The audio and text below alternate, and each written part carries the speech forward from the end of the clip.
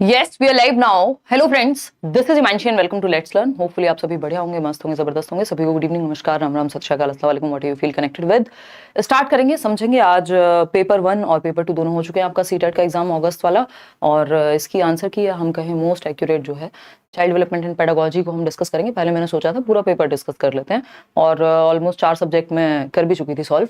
फिर मुझे लगा कि हिंदी इंग्लिश किसी ने लैंग्वेज 1 ली हुई है, किसी ने 2 ली हुई है, किसी ने कुछ और लिया हुआ है, और पैसेज में क्या होता है थोड़ा रहता ही है कि मतलब अगर वो क्या आंसर चूज करते हैं. ऐसा कई बार पेडागोजी के भी कुछ क्वेश्चन में होता है, बट उसकी संभावना कम होती है.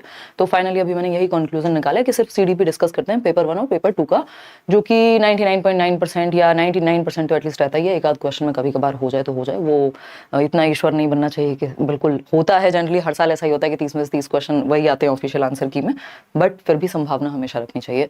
चलिए स्टार्ट करते हैं, समझते हैं.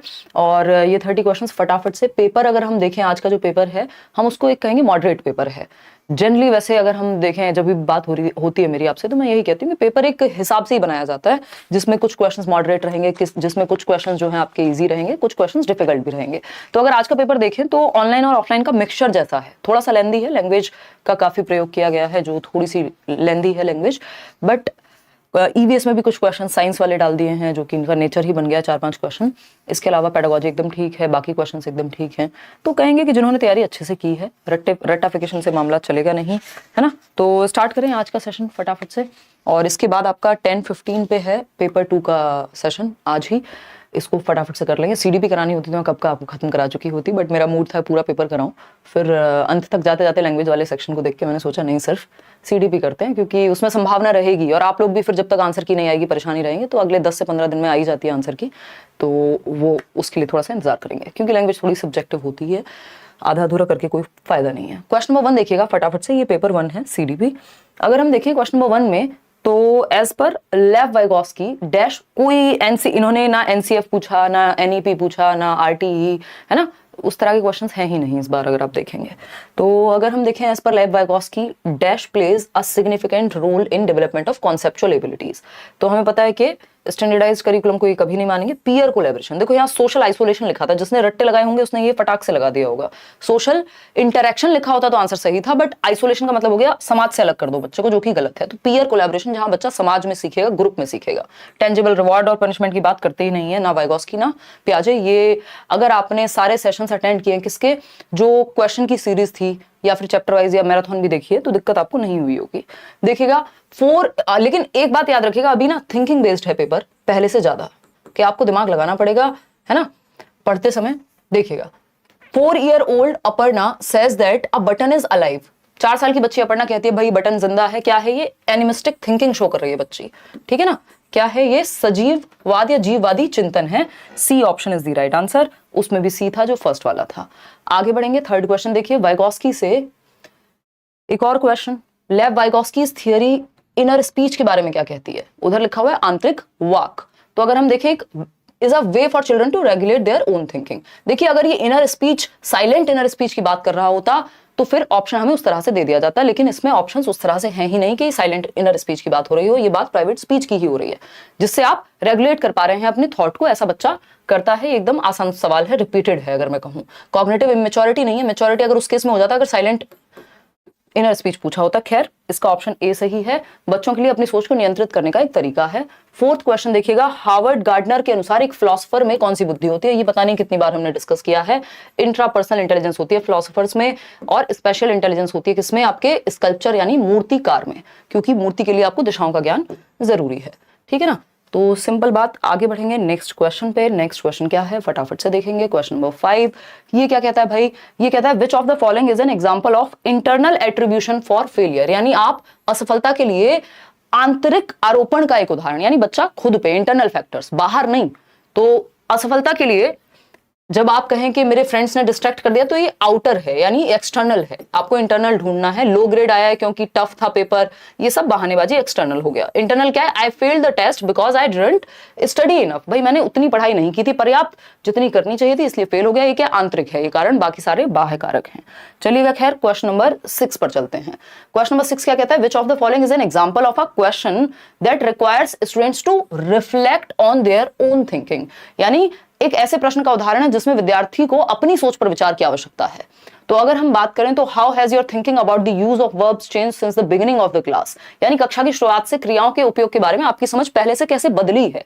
तो इसमें बच्चा जो है सोचेगा एक बार को, है ना, अपने ही थॉट पे। What is the relationship between nouns and verbs in a sentence, इसमें कुछ हद तक ऐसा नहीं है कि बच्चा अपनी ही थिंकिंग पे रिफ्लेक्ट करे।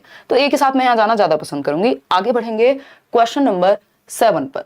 ये क्या कहता है, देखिए असर्शन और रीजनिंग के 4 से 5 क्वेश्चन है, 4 क्वेश्चन आई थिंक हैं ही 30 में से।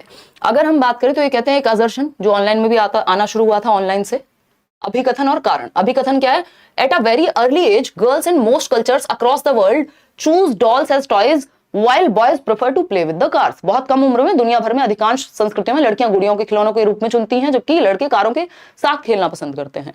ये किसकी वजह से है, इसका रीजन कुछ और है, कल्चर है ना। तो दोनों के साथ हम क्या कहेंगे, both A and R false. क्यों, क्योंकि दूसरा कहता है कि children organise information about what is considered appropriate for a boy और गर्ल। ये कुछ हद तक बात सही है, लेकिन उस तरह का फिर हमें ऑप्शन भी मिलता हुआ नजर नहीं आ रहा कि आर जो है सही हो सकता है, but not the correct explanation. वो सारी बातें यहां बन नहीं रही हैं, ठीक है ना। तो हम यहां पे 1 मिनट, मैंने मार्क भी किया हुआ था, 1 मिनट रुकना भाई, 1 मिनट रुकना। क्योंकि होता क्या है कि प्रेजेंस ऑफ माइंड की जो बात है, क्वेश्चन नंबर है ये 7, ठीक है। Both A and R are true, नहीं दोनों तो सही हो ही नहीं सकते ना। तो आर का तो ऑप्शन ही नहीं है कि आर सही है, ऐसा कोई ऑप्शन नहीं दिया गया। कुछ हद तक आर सही था अगर यहां देखा जाता है, बट उतना टेक्निकलिटी में जाने की जरूरत नहीं है। तो हम फॉल्स के साथ जाएंगे यहाँ पे, क्योंकि यही अप्रोप्रिएट ऑप्शन बनता है। जबकि सेकंड अगर देखा जाए कुछ हद तक बात सही है, लेकिन ऐसा कोई ऑप्शन हमारे पास नहीं है, तो हमारे लिए आसान हो जाता है कि हम बी को चूज करें कि दोनों ही बातें गलत हैं। ठीक है, इसमें कोई डाउट नहीं है, यही आएगा आंसर। आगे बढ़ेंगे क्वेश्चन नंबर 8। क्वेश्चन नंबर 8 वो इतना समझ लिया है कि 4 चीजें एक्स्ट्रा दिमाग में आती हैं, उसकी वजह से देखिएगा मैं सारी प्रोबेबिलिटीज आपको बता के चल रही हूँ। क्वेश्चन नंबर 8 देखिएगा, following statements and choose correct option. इसमें भी एक कथन है और इसका कारण है। कथन क्या है, interaction with more knowledgeable others such as teachers, MKO के साथ इंटरेक्शन जो है वो necessary support and guidance provide करता है। सही बात है, बिल्कुल ट्रू है। सोशल इंटरेक्शन एक की कंपोनेंट है, दोनों बातें सही हैं, ठीक है ना। तो both A and R are true and R is the correct explanation. C option सही हो गया। कहां पर, आपके 8th क्वेश्चन पे। क्वेश्चन नंबर 9 देखिएगा, वाइगॉस्की से पता नहीं कितने क्वेश्चंस हैं। वाइगॉस्की से पता नहीं कितने क्वेश्चन, मतलब मुझे लग रहा है 5-6 क्वेश्चन वाइगॉस्की से ही हैं पूरे पेपर में। अकॉर्डिंग टू वाइगॉस्की के अनुसार क्या है, language development facilitates cognitive development. एकदम आसान, भाषा विकास संज्ञानात्मक विकास को सुगम बनाता है। सोसाइटी, कल्चर, लैंग्वेज, ये 3 चीजें हैं जो कॉग्निटिव डेवलपमेंट में वाइगॉस्की के अनुसार सबसे महत्वपूर्ण रोल प्ले करती हैं। वही लिखा हुआ है ना। ऐसा नहीं आएगा कि social factors influence language development but not cognitive development, ऐसा नहीं है। कॉग्निटिव डेवलपमेंट जो है वो लैंग्वेज को, ये तो प्याजे एक तरह से कह सकते हैं, वाइगॉस्की ऐसा नहीं कहते। वाइगॉस्की कह रहे हैं जिस लैंग्वेज की वजह से हम अपने कॉग्निटिव डेवलपमेंट को कर पा रहे हैं। ठीक, तो ये भी बनता नहीं है कि advance independent of each other. Independent of each other ऐसा नहीं है, शुरुआत में इंटरडिपेंडेंट होते हैं, बाद में, मतलब शुरुआत में इंडिपेंडेंट होते हैं, बाद में जाके मर्ज हो जाते हैं। तो डी के साथ मत चले जाइएगा, ये सही नहीं बनेगा। क्वेश्चन नंबर 10 देखिएगा, ये बंद हो गया आपका सामने, देखिएगा एक बार क्वेश्चन नंबर 10, 1 मिनट रुकिएगा। क्वेश्चन नंबर 10 क्या कहता है, at which level of Lawrence Kohlberg's moral development या मॉरल रीजनिंग क्या है, do children typically believe that people should live up to the expectations of society and behave in good ways. देखिए society के अनुसार चलना, ये क्या है, कन्वेंशनल लेवल है, जब आप परंपराओं के आधार पर चल रहे हैं। डी ऑप्शन आसान क्वेश्चन है, इसमें ना आपसे स्टेज पूछी ना कोई और टेंशन आपको ऐसा सच है। क्वेश्चन नंबर 11 देखिएगा, ये क्या कहता है भाई, प्रॉब्लम सॉल्विंग की बात हो रही है, बच्चे को एक्टिव रखना है। ऐसे कई सारे सवाल हैं, अगर देखा जाए तो कुछ हद तक आसान भी कहेंगे, लेकिन जिनको पढ़ के समझने की आदत है उनके लिए ही आसान लगेगा। Which of the following is an effective method to enhance problem solving skills? समस्या समाधान के लिए सबसे अच्छा तरीका, बच्चों को अपॉर्चुनिटी दो, ब्रेनस्टॉर्म कराओ बैठ करके ग्रुप में, और इंट्यूटिव गैस यानी सहज अनुमान लगाने के मौके उनको मिलने चाहिए। ठीक है, बात सही है। ठीक है, यहाँ पे डिस्करेज करेंगे, एनकरेज करेंगे, अवॉइड करें कॉन्फ्लिक्ट, तो फिर प्रॉब्लम आएगी नहीं, ऐसा तो हो नहीं सकता है ना। रेडीमेड सॉल्यूशन दे देंगे, नहीं, बच्चे को एक्टिव रखेंगे, जो कि ए ऑप्शन में है। क्वेश्चन नंबर 12 देखिएगा, एक्सपीरियंशियल लर्निंग क्या कहती है। एक्सपीरियंशियल लर्निंग क्या कहती है, ये पूछा है क्वेश्चन नंबर 12 में। हल्का सा इसको जूम इन करेंगे, देखिएगा। अगर हम बात करें, जूम आउट, देखिए एक्सपीरियंशियल लर्निंग यानी अनुभवात्मक अधिगम, यानी अनुभव के आधार पर बच्चा एक्टिव होगा। प्रोडक्ट नहीं हो सकता, प्रोसेस होगी इस सिचुएशन में लर्निंग। ठीक है ना, control of teacher on the learning नहीं, रोल ऑफ रीइंफोर्समेंट नहीं, इंपॉर्टेंस ऑफ क्रिटिकल रिफ्लेक्शन, बच्चे का दिमाग एक्टिव होगा, बच्चे के अनुभव महत्वपूर्ण है, एक्सपीरियंशियल लर्निंग है। ये जरूरी नहीं आपने अलग से थ्योरी पढ़ी हो कोल्ब की, कोई जरूरत नहीं है उसकी, बेसिक अंडरस्टैंडिंग लगानी है कि बच्चे को एक्टिव रखेंगे हम यहाँ। ठीक, आगे बढ़ेंगे क्वेश्चन नंबर 13 पर। 13 क्या है भाई, read the following statement and choose the correct option A. Again assertion और रीजनिंग। असर्शन क्या है, teacher should create a meaningful environment which seeks active participation and engagement, बच्चे एक्टिव होने चाहिए, ऐसा एनवायरमेंट बने, ठीक है ना। तो शिक्षकों को सार्थक वातावरण बनाना चाहिए जिसमें सभी बच्चों को सक्रिय भागीदारी और संलग्नता हो। बात तो ठीक है, ट्रू है, टेंशन ना लो। यूट्यूब से जो मैच किया ना आंसर की, किसी के 94 आ रहे हैं, कुछ आ रहे हैं, इंतजार कर लो, बढ़ेंगे वो नंबर, ज्यादातर संभावना ऐसी ही होती है ना। और रुक जाओ 10 से 15 दिन, इतने मन करे तो अपनी तसल्ली के लिए इधर उधर से जहां से मन कर रहा है कर लो। लेकिन हाँ, सीडीपी में या आपको बहुत ट्रस्टेड कोई टीचर मिल रहा है तो उस चीज को आप एक बार देखो। एग्जैक्ट आइडिया लगाना अभी पॉसिबल नहीं, क्योंकि पैसेज में तो गलती होनी ही होनी है। ठीक, चाहे वो 4 नंबर की हो 2 नंबर की हो। All children are intrinsically motivated to learn and are capable of learning, यानी सभी बच्चे आंतरिक रूप से सीखने के लिए अभिप्रेरित होते हैं, ये तो हम मानते हैं। C option is the right answer. भाई ये आपकी चाइल्ड सेंटर्ड एजुकेशन मानती है, बच्चा क्यूरियस है, क्रिएटिव है। क्वेश्चन नंबर 14 देखिएगा, which of the following process does not contribute to the course of learning, यानी निम्नलिखित में से कौन सी प्रक्रिया अधिगम के दौरान योगदान नहीं देती। तो ये हमें पता है कॉन्टेक्चुअलाइजेशन पॉजिटिव बात है, लेकिन ये नेगेटिव है कि गैर प्रासंगिककरण या गैर संदर्भीकरण, डीकॉन्टेक्चुअलाइजेशन एकदम नेगेटिव है कि जिस कॉन्टेक्स्ट में समझाया जा रहा है उससे हटा दो बच्चे को। ठीक, ऑर्गेनाइजेशन, कैटेगराइजेशन, ये सब हेल्पफुल होते हैं, तो A option is the right answer. Question number 15 देखिएगा इसी बात पे। क्वेश्चन नंबर 15 क्या कहता है, which of the following is a gross motor skill.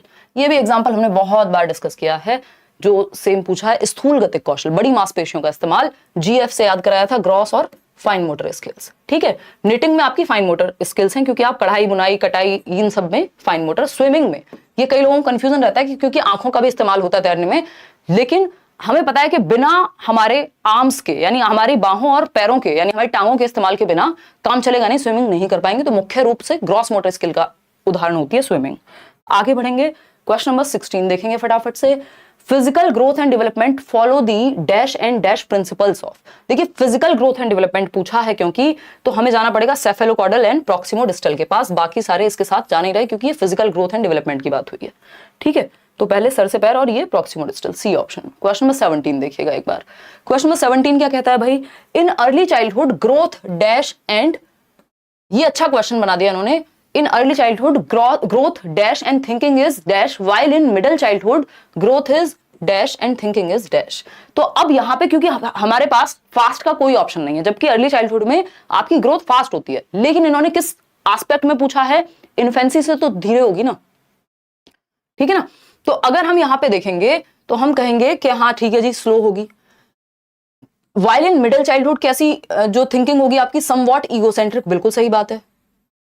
Study and logical कहां पे, ग्रोथ एंड, एक मिनट रुकिएगा, इसको ठीक बनाना पड़ेगा। In early childhood growth is study, यानी कुछ हद तक स्थिर है, चलो ठीक है मान लिया। And thinking is somewhat egocentric, better है, ठीक है। फिर क्या लिखा है, in middle childhood growth slows, हाँ ये तो होता है, ये इस बात को हम बिल्कुल मानेंगे क्योंकि आपके मोटर डेवलपमेंट में एक्टिविटी आ जाएगी। और थिंकिंग इज लॉजिकल, कुछ हद तक हम कहते हैं लॉजिक यहीं आ जाता है। अर्ली यहाँ मिडिल चाइल्डहुड का मतलब लेटर चाइल्डहुड से है, ये मान के चलना होता है हमें, ठीक है ना। तो ये बात तो ठीक लग रही है। अब बात आती है शुरू के, समवॉट ईगोसेंट्रिक, ये बात भी एकदम सही है, समवॉट ईगोसेंट्रिक। और स्टडी है, स्थिर है, ये पूरी तरह से कहना सही है गलत है उस पर नहीं जाएंगे, क्योंकि वो किसके आधार पे इन्होंने पूछा है। अगर इन्फेंसी के आधार पे पूछेंगे तो हम कहेंगे पहले से कम हो रही है, प्रीनेटल के आधार पे पूछेंगे तो इन्फेंसी में कम हो जाएगी, तो वो कंपैरेटिव बात है, उस पर बहुत ज्यादा टेंशन वाली बात है नहीं। सी के साथ जाएंगे यहाँ पे हम। आगे बढ़ेंगे नेक्स्ट क्वेश्चन पे। नेक्स्ट क्वेश्चन क्या है, क्वेश्चन नंबर है 18। One of the main characteristics of pre operational stage according to Jean पियाजे। प्री ऑपरेशनल बोले तो 2 से 7 वर्ष, ठीक है। Tendency to focus on one aspect, बच्चे का ध्यान एक एस्पेक्ट पे है और बाकी सिचुएशंस को वो साइड कर देता है, नेग्लेक्ट कर देगा, तो ये सेंट्रेशन है। ट्रांसडक्टिव जो है वो रीजनिंग के एस्पेक्ट में होता है कि वो चांद को बॉल समझने लगेगा, वो सही हो सकता था कुछ हद तक, बट जिस तरह से पूछा है तो आंसर आपका सेंट्रेशन ही बनेगा। चलिए खैर आगे बढ़ेंगे। क्वेश्चन नंबर 19 देखिएगा। क्वेश्चन नंबर 19 क्या कहता है भाई, ये कहता है what is the main goal of assessment for learning. सीखने के लिए आकलन, सीखने के लिए आकलन फीडबैक के लिए होता है, ये हम सबको पता है। कंपेयर करने के लिए नहीं होता, ये कोई सबमेटिव असेसमेंट नहीं है और उसमें भी कंपैरिजन नहीं होना चाहिए। आइडेंटिफाई स्लो लर्नर नहीं, ठप्पा नहीं लगाना। इवेल्युएट किसको ग्रेड दें नहीं। To provide feedback to students that can be used to improve their learning. तो असेसमेंट फॉर लर्निंग, फीडबैक के लिए, जजमेंट के लिए, असेसमेंट ऑफ लर्निंग हो जाएगा। क्वेश्चन नंबर 20 देखिएगा, ये कहता है at which age can children engage in word play and like jokes and riddles that involve a play on words। मतलब किस आयु में बच्चे शब्दों के खेल में शामिल हो सकते हैं और ऐसे चुटकुले पहेलियों को पसंद करते हैं। ये शुरुआत हो जाती है आपकी 3 साल की उम्र से ही, लेकिन क्योंकि इन्होंने रिडल पजल सब लगा दिया है ना, तो कहानी यहाँ 7 साल ही बनेगी, जो सही उत्तर बनेगा आपका 7 years। आगे बढ़ेंगे नेक्स्ट क्वेश्चन पे। क्वेश्चन नंबर है 21। क्वेश्चन नंबर 21 है, कैरल ग्लिगन क्रिटिक्ड कोहलबर्ग्स थियरी। कैरल ग्लिगन ने कोहलबर्ग की थ्योरी को किस आधार पर क्रिटिसाइज किया? तो फेमिनिस्टिक पर्सपेक्टिव से, कि इन्होंने फीमेल्स के एस्पेक्ट को देखा ही नहीं। Otherwise research method, cognitive perspective, ये सब कहानियां डिफरेंट हैं। C option. आगे बढ़ेंगे क्वेश्चन नंबर 22 देखिएगा, while dash agencies of socialisation are predominantly important in infancy. तो प्राइमरी या फैमिली हो जाएगी यहाँ पे, ठीक। और अर्ली चाइल्डहुड में बच्चा घर से बाहर ग्रुप्स में खेलना शुरू करेगा, ये सेकेंडरी हो जाएगा। C option is the right answer over here. आगे बढ़ेंगे नेक्स्ट क्वेश्चन पे, यानी प्राथमिक और माध्यमिक। क्वेश्चन नंबर 23 देखिएगा, ये भी क्वेश्चन अच्छा क्वेश्चन है। जब भी हम डिसलेक्सिया वगैरह पढ़ते हैं तो हम ये बात डिस्कस भी करते हैं कि इनकी न्यूरोलॉजिकल वायरिंग डिफरेंट होती है। किसकी? डिस्ग्राफिया वाले बच्चों की, डिसलेक्सिया वाले बच्चों की। ऐसा नहीं है दिमाग कम है, बट ब्रेन में वायरिंग डिफरेंट है, न्यूरोलॉजिकल प्रोसेसिंग डिफरेंट होती है। इनका ए और आपके ए में अंतर हो सकता है, क्योंकि इनका ब्रेन ऐसे ही प्रोसेस करता है किसी शब्द को, ठीक। फिर वो लिखेंगे भी गलत। तो dysgraphia is a neurological disorder characterised by trouble in forming letters and shapes. एक तंत्रिकीय विकार है जिसकी विशेषता अक्षरों और आकार को बनाने में कठिनाई से है। लिखने में समस्या होती है ना, सिंपल बात है। इंपल्सिव बिहेवियर, ये एडीएचडी की बात तो हो नहीं रही है। स्पीच डिसऑर्डर, कोई डिसप्रेक्सिया अफेजिया की बात तो हो नहीं रही है, ठीक। तो D option is the right answer. Locomotor है नहीं, लोकोमोटर में चलने फिरने में दिक्कत होती है। क्वेश्चन नंबर 24 देखिएगा, the approach to educating gifted children. ये अच्छा क्वेश्चन है। Gifted children which moves them through curriculum at an unusually rapid pace, यानी प्रतिभावान बच्चों को शिक्षित करने का उपागम जो उन्हें असामान्य रूप से तीव्र गति से पाठ्यचर्या के माध्यम से आगे बढ़ाता है। अब ये एनरिचमेंट करिकुलम में ही होता है। हम कहते हैं कि गिफ्टेड बच्चे के लिए एनरिच्ड करिकुलम की बात हो, जिसमें मल्टीपल वेज हो, थोड़ा सा उसको चैलेंजिंग चीजें मिले, लेकिन उस एनरिचमेंट प्रोग्राम में से भी इन्होंने क्या निकाला है कि बच्चा फास्ट पेस पे सीखे यूजुअल से ज्यादा, तो इसको एक्सीलरेशन कहते हैं, ठीक है ना। ये है एनरिचमेंट प्रोग्राम से ही जुड़ा हुआ। इसमें आंसर ये चाहें तो 3 और 4 दोनों दे सकते हैं, बट एग्जैक्ट एक्यूरेट की अगर हम बात करेंगे, जो इन्होंने पूछा है उसके अनुसार आंसर होगा त्वरण, यानी गतिवर्धन, एक्सीलरेशन, जो कि एनरिचमेंट प्रोग्राम का ही एक हिस्सा होता है, ठीक है ना। तो पॉसिबिलिटी है, बट मुझे लगता नहीं जिस तरह से इन्होंने पूछा है ये डी पे ही जाएंगे। अदरवाइज आंसर तीनों, थर्ड और फोर्थ दोनों सही हो सकते हैं, बट जो एग्जैक्टली पूछा है वो एक्सीलरेशन ही बनेगा उसका आंसर। तो D option is the right answer. आगे बढ़ेंगे क्वेश्चन नंबर 25, और इसमें बहुत लोगों को कंफ्यूजन हुई होगी क्योंकि बहुत क्लोज आंसर था। Which of the following is a typical characteristic of students having autism? Autism पे पता नहीं, जब हमने क्वेश्चंस डिस्कस किए हैं, खूब डिस्कशन हुआ है, बार बार रिपीट करते हैं बच्चे, है ना, फ्रिक्वेंट रिपीटेटिव बिहेवियर, और इनको दिक्कत होती है सोशल सेटिंग्स में। तो ये बात तो एकदम क्लियर ही है, डी ऑप्शन, ठीक। एडवांस नहीं होता, सोशियो इमोशनल सुपीरियर नहीं फील करते, कम्युनिकेशन तो और खराब होता है, उसमें दिक्कत होती है इनको। D option is the right answer. Question number 26 देखिएगा, क्या पूछा है क्वेश्चन नंबर 26 में, देखते हैं एक बार। Teachers are working towards inclusive education. कौन सा क्लासरूम होगा जहां inclusive education? Create curriculum adaptations, हाँ भाई ठीक है, अडेप्ट कर रहे हैं। डाइवर्स पर्सपेक्टिव रख रहे हैं, ठीक है। ओन इम्प्लिसिट बायस, टीचर के खुद के बायस को भी वो एक बार झांक लेता है, कहीं ऐसा तो नहीं बच्चे के साथ वो गलत कर रहा हो जो उसको लगता हो गलत है ही नहीं, है ना। फिर आता है सी, डाइवर्सिटी एज एन ऑब्स्टेकल, ये गलत है। विविधता कोई बाधा नहीं है बल्कि अवसर है। तो फर्स्ट सेकंड थर्ड कहीं तो होगा ही सी ऑप्शन, ठीक है ना, कोई इसमें दिक्कत वाली बात ही नहीं, आसान से सवाल है। आगे बढ़ेंगे क्वेश्चन नंबर 27 देखिएगा। क्वेश्चन नंबर 27 क्या कहता है भाई? Variability in learning styles of students, यानी सारे बच्चे सेम तरीके से नहीं सीखते, विद्यार्थियों की सीखने की शैलियों में विविधता होती है। किसी को देख के सीखना पसंद है, किसी को पढ़ के पसंद है, किसी को सुन के पसंद है। Should be seen as a barrier and hindrance to teaching learning, hindrance नहीं हो सकता। हमने बात भी की हुई है ना कि 65% लोग देख के विजुअल लर्नर्स होते हैं, 30% लोग सुन करके, और काइनेस्थेटिक होते हैं 5% लोग, ठीक है ना। तो वेरिएबिलिटी है, किसी को ग्रुप में पढ़ना पसंद होगा, किसी को अकेले पढ़ना पसंद होगा। अब ये क्या है? शुड बी वैल्यूड, इस चीज को वैल्यू किया जाना चाहिए, और ह्यूमन बिहेवियर में डाइवर्सिटी होती है, विविधता होती है, इस तरह से देखा जाना चाहिए। इग्नोर नहीं करेंगे, कंसिडरेशन में ही नहीं लेंगे, ये सब बेकार की बातें हो जाएंगी। B option is the right answer. Question number 28 देखिएगा, एक और क्वेश्चन आपके सामने। असर्शन और रीजनिंग वाला। ये क्या कहते हैं, ये कह रहे हैं रीड द फॉलोइंग, ओके कर लिया रीड। असर्शन कथन क्या है, to facilitate critical thinking among learners teacher should expose them to diverse situations and differing perspective. बिल्कुल सही बात है, अलग अलग पर्सपेक्टिव और डाइवर्स सिचुएशन के सामने बच्चों के रखनी चाहिए। अगर हम चाहते हैं कि बच्चों के अंदर क्रिटिकल थिंकिंग आए, क्रिटिकल थिंकिंग क्या है, किसी भी बात को जस्ट मान नहीं लेना है, उसके हर पक्ष को देखना है, समझना है, एनालाइज करना है, क्वेश्चन करना है, रिफ्लेक्ट करना है, सारी बातें ठीक है। रीजन क्या है इस चीज का, students learn and enrich their abilities to think critically and creatively as they engage in conversations across differences. उनका दिमाग क्रिटिकली चलना शुरू होता है जब वो डिफरेंट लोगों को देखते हैं, बात करते हैं, डिफरेंसेस पे चर्चा होती है, जो उनका पक्ष सिर्फ वही सही है ऐसा नहीं होगा। तो बात एकदम ये भी सही है। तो both A and R are true कहीं दिख रहा है and R is the correct explanation. C option is the right answer over here. ठीक है जी, आगे बढ़ेंगे। क्वेश्चन नंबर 29 देखिएगा, the primary goal of learning should be, यानी सीखने का मुख्य उद्देश्य क्या होना चाहिए, समालोचनात्मक चिंतन का विकास, क्रिटिकल थिंकिंग डेवलप हो जाए, बच्चे को सोचना आ जाए, हर एक पक्ष पे वो सोच पाए। ये तो आपकी एनईपी भी कह ही रही है ना, 21st सेंचुरी स्किल्स में सबसे महत्वपूर्ण है क्रिटिकल थिंकिंग। ठीक है, रटना, मेमोराइजेशन, रोट लर्निंग, कंपीट करते रहो पीयर्स के साथ, बकवास बातें। ए ऑप्शन सही है। लास्ट क्वेश्चन है, children learn more effectively if a concept proceeds from, यानी सबसे प्रभावी ढंग से बच्चे तब सीखेंगे यदि कोई अवधारणा, कोई कॉन्सेप्ट, कोई टॉपिक कैसे रैशनल से अनुभवजन्य नहीं, अनुभवजन्य से तर्कसंगत की ओर जाएगा, एम्पेरिकल से रैशनल की ओर जाएगा, तब सही होगा। ऐसा नहीं है कि पहले आपने तर्क दे दिया या बता दिया कि ये ऐसे होता है और बाद में अनुभव किया बच्चे ने। अनुभव से तर्क की ओर जाना चाहिए। जेनेरिक टू स्पेसिफिक या जनरल टू स्पेसिफिक, सामान्य से विशिष्ट की ओर, सिंपल टू कॉम्प्लेक्स, सरल से जटिल, बिल्कुल सही बात है। कॉन्क्रीट टू एब्स्ट्रैक्ट होना चाहिए था, एब्स्ट्रैक्ट टू कॉन्क्रीट नहीं। इस तरह का एक क्वेश्चन कुछ दिन पहले कराया था, सिंपल टू कॉम्प्लेक्स होना चाहिए था, इस सब उल्टा दे दिया है। तो B option is the right answer.